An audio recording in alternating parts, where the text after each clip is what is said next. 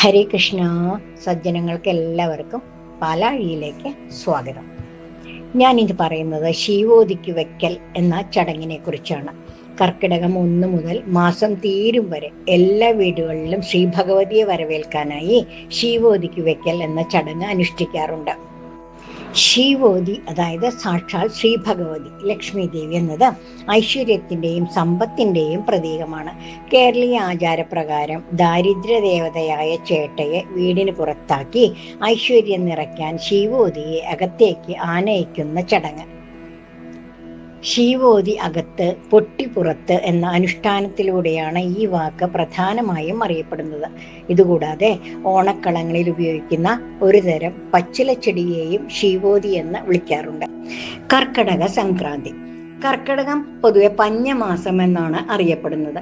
പക്ഷേ കർക്കടക മാസം രാമായണ മാസം എന്നുകൂടെ അറിയപ്പെടുന്നുണ്ട്.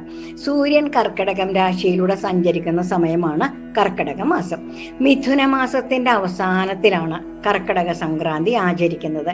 വീടുകളിലെ മാറാലയും പൊടിയും എല്ലാം വൃത്തിയാക്കി ചേട്ടയെ പുറത്താക്കി ശ്രീ ഭഗവതി അകത്ത് പ്രതിഷ്ഠിക്കുന്നു. ആചാരങ്ങൾക്കും അനുഷ്ഠാനങ്ങൾക്കും വളരെയധികം പ്രാധാന്യം കൊടുക്കുന്നവരാണ് കേരളീയർ. കേരളത്തിലെ പഴയ പല ആചാരങ്ങളും ഇപ്പോഴും നിലനിൽക്കുന്നുണ്ടെന്ന് പറയാതെ വയ്യ. അങ്ങനെയുള്ള ആചാരങ്ങളിൽ ഒന്നാണ് കർക്കടക സംക്രാന്തി ആഘോഷം.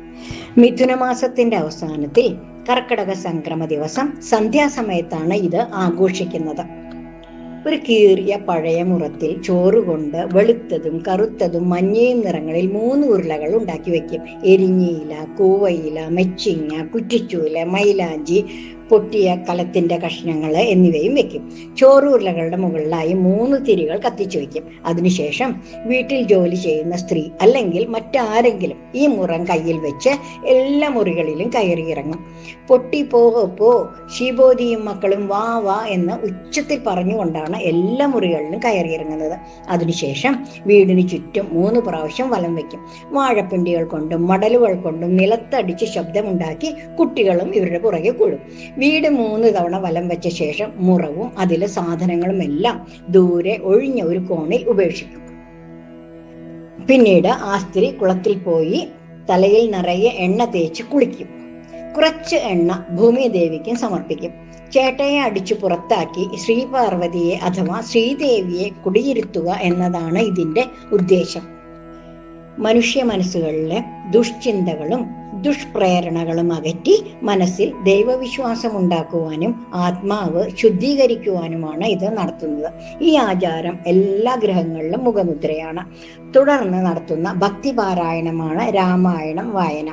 ബുദ്ധിമുട്ടുകളും കഷ്ടപ്പാടുകളും വേട്ടയാടുന്ന കർക്കിടക മാസത്തിൽ മാനസികമായ സ്വസ്ഥ്യത്തിനും ഈശ്വര സാധനയിലൂടെ ശുഭാപ്തി വിശ്വാസം സൃഷ്ടിക്കുവാനുമാണ് നാം രാമായണം പാരായണം ചെയ്യുന്നത്.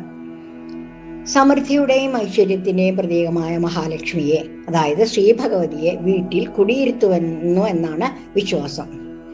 കർക്കിടക ദിവസം രാവിലെ 1-ാം തീയതി രാവിലെ കുളിച്ച് ഒരു പലകയിലോ പീഠത്തിലോ ഭസ്മം തൊടിവിച്ച് നാക്കില വെച്ച് അതിൽ രാമായണം, കണ്ണാടി, കൺമഷി, കുങ്കുമം, വസ്ത്രം, പണം, തുളസി, അഷ്ടമംഗല്യം, നിറപറ, നിറനാഴി, ദശപുഷ്പം, വെറ്റില, അടയ്ക്ക കൂടാതെ ചെറിയ കഷ്ണം ചന്ദനമുട്ടി എന്നിവയും വെക്കും.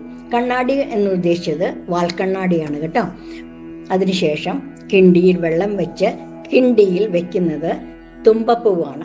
തുമ്പയുടെ ഇലയും പൂക്കളും കൂടിയാണ് കിണ്ടിയിൽ വെക്കുന്നത്. അതിനുശേഷം വിളക്ക് കത്തിച്ചു വെച്ച് രാമായണ പാരായണം നടത്താവുന്നതാണ്. ശ്രീബോധിക്ക് വെക്കുമ്പോൾ ഉള്ള വിശ്വാസം എന്താണെന്നറിയാമോ? ശ്രീ ഭഗവതി വീട്ടിൽ എഴുന്നള്ളി ചന്ദനക്കുറി തൊട്ട് മുക്കുറ്റിക്കുറി തൊട്ട് കണ്ണെഴുതി ദശപുഷ്പം ചൂടി പോകുന്നു എന്നാണ് സങ്കല്പം. പഞ്ഞക്കർക്കിടകം ഇതോടെ സമ്പൽ സമൃദ്ധിയുടെ മാസമായി മാറുമെന്നാണ് വിശ്വസിക്കപ്പെടുന്നത്. അന്നേ ദിവസം നടത്തുന്ന ഒരു ചടങ്ങ് കൂടിയുണ്ട്. അതാണ് വെള്ളിനടൽ. അതായത് ശ്രീബോധിക്ക് വെച്ച ശേഷം ദശപുഷ്പങ്ങളായ നിലപ്പന, കൃഷ്ണക്രാന്തി, മുക്കൂറ്റി, പൂവാങ്കുറുന്തില, ഉഴിഞ്ഞ, മോശുമി, കഞ്ഞുണ്ണി, തിരുതാളി, കറുക, ചെറുള ഇവ വേരോടെ പറിച്ചെടുത്ത് കഴുകി വെക്കും. വേരിന്റെ ഭാഗത്ത് മാത്രം മണ്ണുരുള കൊണ്ട് പൊതിയും. ഇതെല്ലാം കൂടി നടുന്നതിനാണ് വെളിനടലെന്ന് പറയുന്നത്. ചെടികൾ കാലക്രമേണ തഴച്ചു വളരും.